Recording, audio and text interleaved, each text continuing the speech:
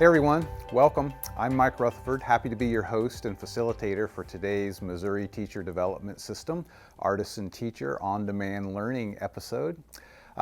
We are taking a series of the Artisan Teacher themes, the 23 Artisan themes, and we're examining some that have particularly good alignment back to your MTDS competencies.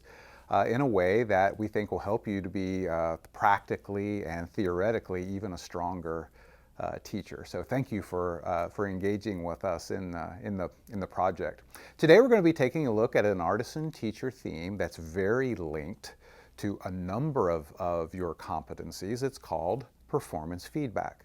Now, by definition, performance feedback, if I just read the definition from the Artisan Teacher Field Guide that's there.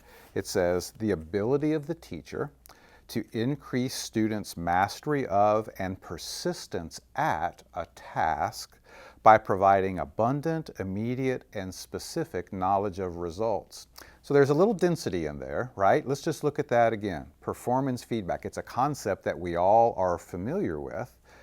The ability of the teacher, right? That's me, that's you, to increase students' mastery of and persistence at a task.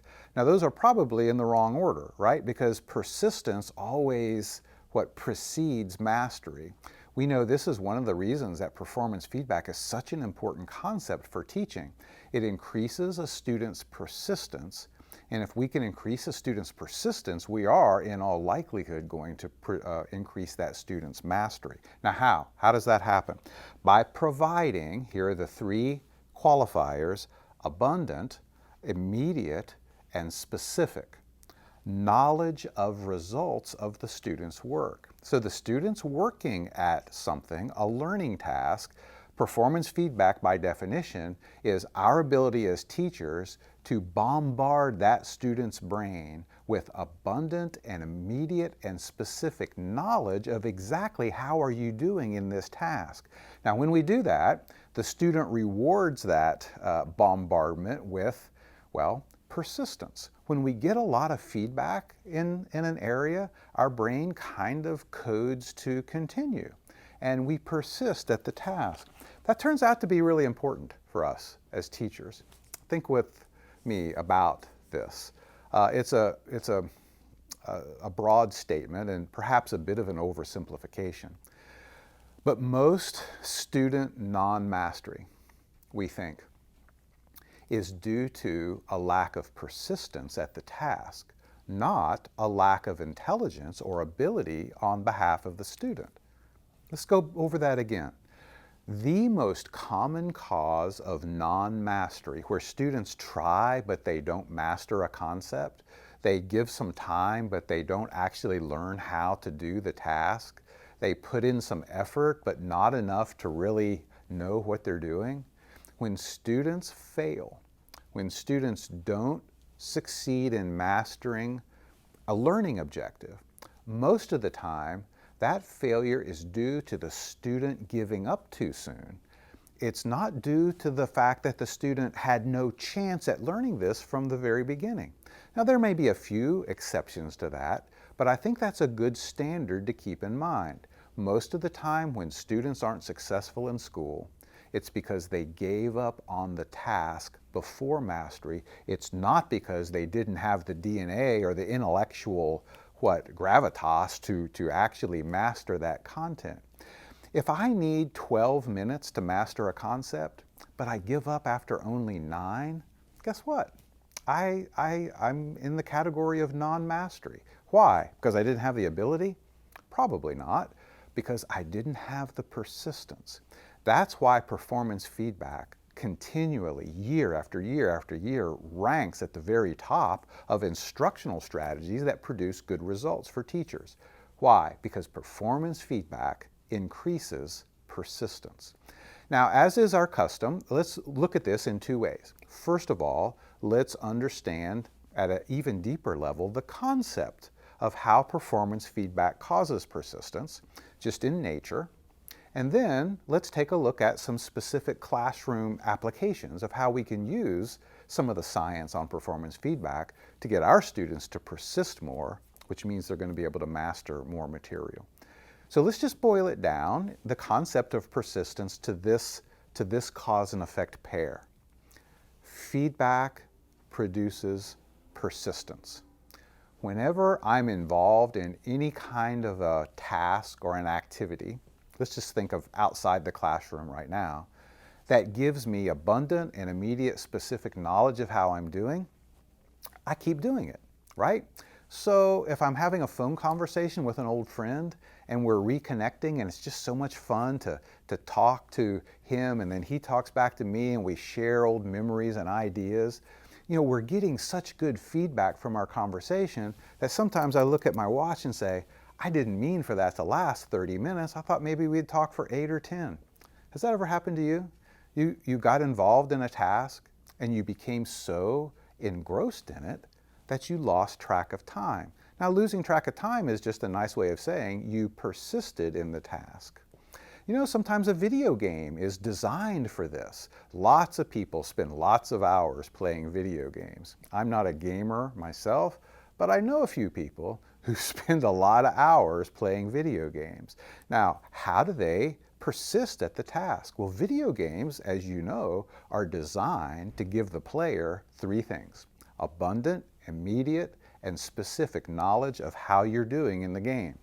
A great video game design doesn't say, hey, play for 10 minutes and then send us an email and in a couple of weeks we'll get back with you and tell you how you did. No, it tells you exactly how you did right away. That's what makes you want to keep playing. Kind of on the dark side of video game design is another common human activity called gambling. Why do people go to Las Vegas and go to casinos all across the country and spend hours and hours in there, spending lots of money? It's because games of chance, when you play them, whether it's poker or whether it's a slot machine or whether it's roulette wheel, you know immediately how you did. The game gives you super effective feedback, and that makes it hard to quit, right? So there's our connection.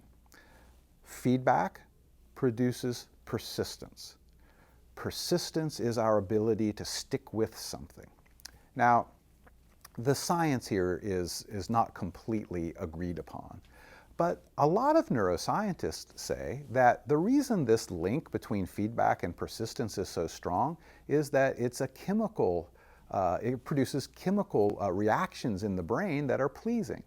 Whenever we engage our brains in a repetitive loop of do something, look at how I did, do it again, look at how I did, do it again. Whenever I'm in that feedback loop, my brain releases chemicals, endorphins, even natural, chemically similar to opiate type chemicals that produce a sense of well-being, that produce satisfaction, that produce pleasure in the brain. In a way, our brain can produce its own chemistry, and the chemistry of our brain is never more positive than when we're involved in one of those feedback loops. Having a conversation with a friend, driving on a windy country road that you've never been on before, playing a game of cards, all these things, we sometimes lose track of time. Let's take that concept and let's do a little think time. So let's stay out of the classroom for right now. Let's just think about our lives. And what I'll do is go away for 10 or 15 seconds. You'll pause the video. You'll do this thought experiment. When you think you've gotten out of it about what you can get out of it, you'll click play and we'll rejoin one another. So here's your think time prompt. Name some things that you do in your life outside of the classroom that produce this persistence effect, where you get so into it that you kind of lose track of time. You spend more time doing it than you had planned. Maybe it's an internet search. Maybe when you play the piano. I don't know. Think about it.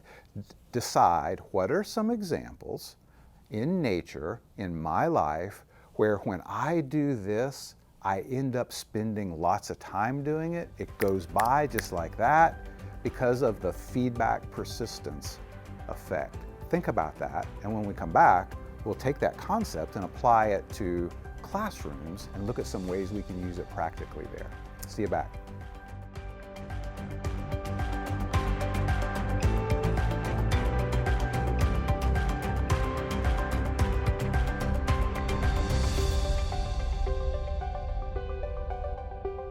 Welcome back. Thanks for your good work. So let's take the concept, right, that performance feedback produces persistence. That's not an educational principle. That's a life principle, right? All humans. It works for all of us. When we obtain abundant and immediate and specific knowledge of how we're doing at something, our brain kind of codes to continue doing it. And that makes it more likely that we're going to get better and better and better at doing it.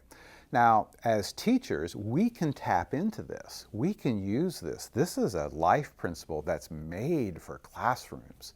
Think about it. We already talked about the number one cause of non-mastery for student learning in classrooms is lack of persistence. Well, what does performance feedback provide us? Persistence. So let's break it down and let's look at some practical ways we can use performance feedback in the classroom. So as we gave the definition of performance feedback, we talked about its three critical attributes: abundant, immediate, and specific, right? And in fact, if it's not all of those things, it's not truly performance feedback. So let's break it down into the three categories and look at some ways we can take our instruction up a notch through performance feedback.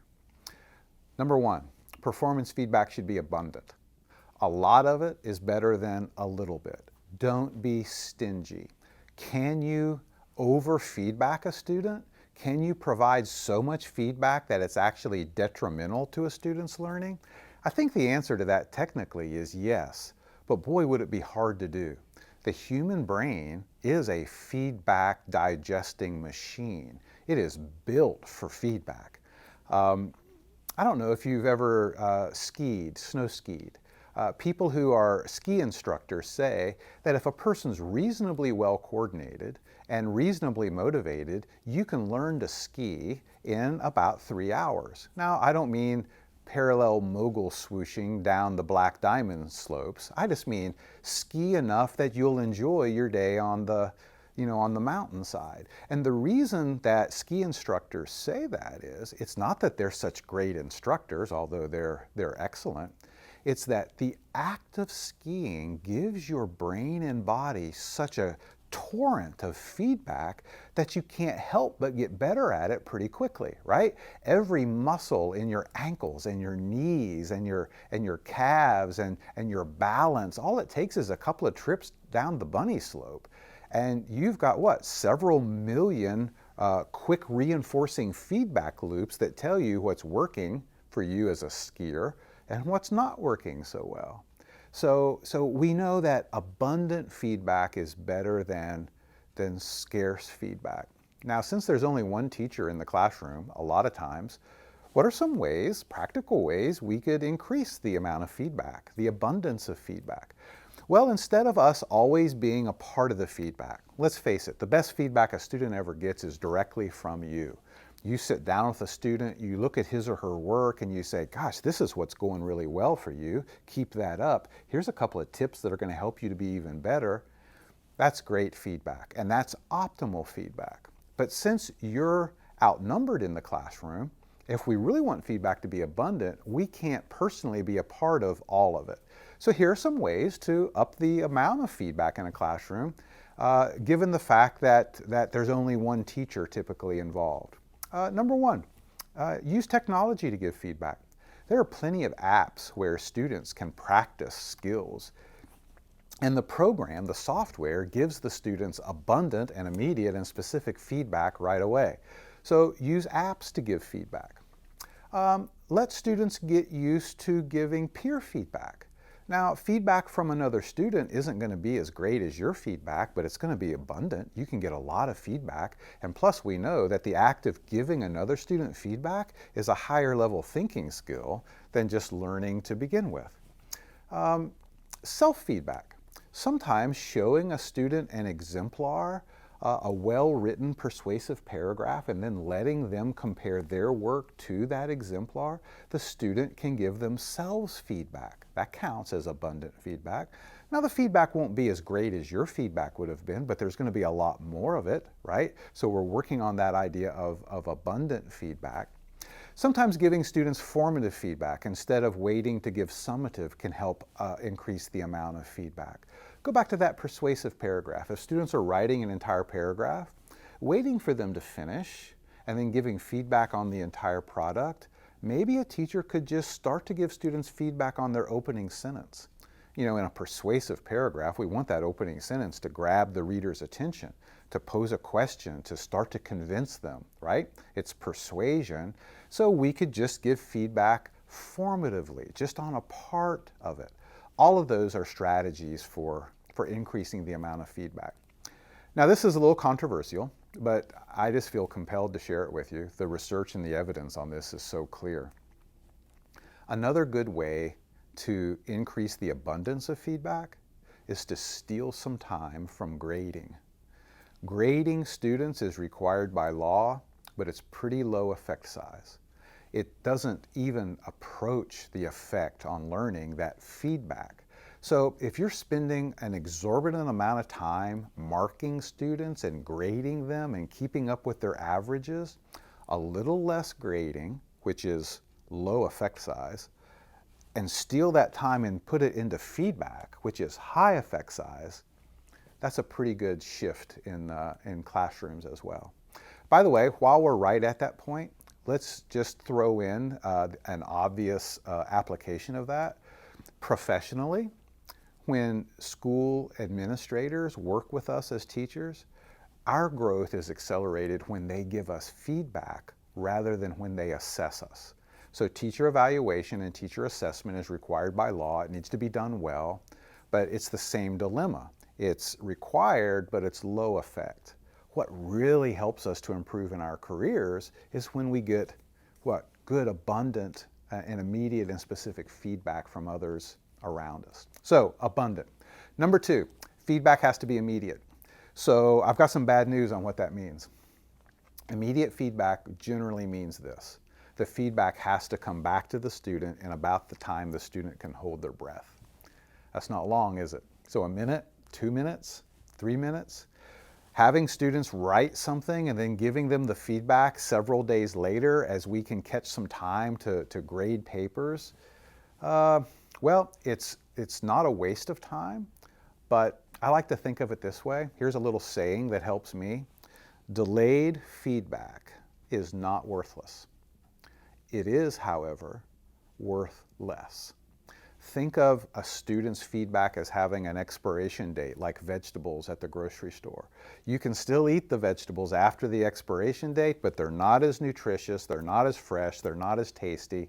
There's a clock that starts ticking, and the faster we can get the feedback back to students, the better. I don't know how many of you have pets.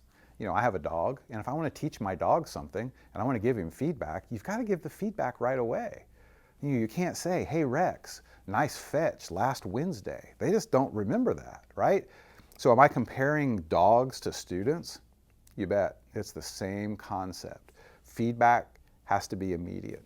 Number 3, feedback needs to be specific. So the definition of specific feedback, I think for us as teachers, a good definition is actionable. The feedback can produce an action. So to say to a student, good job, way to go, you're doing great, there's nothing wrong with that, but that's not feedback because there's nothing you can do with that to actually improve your performance.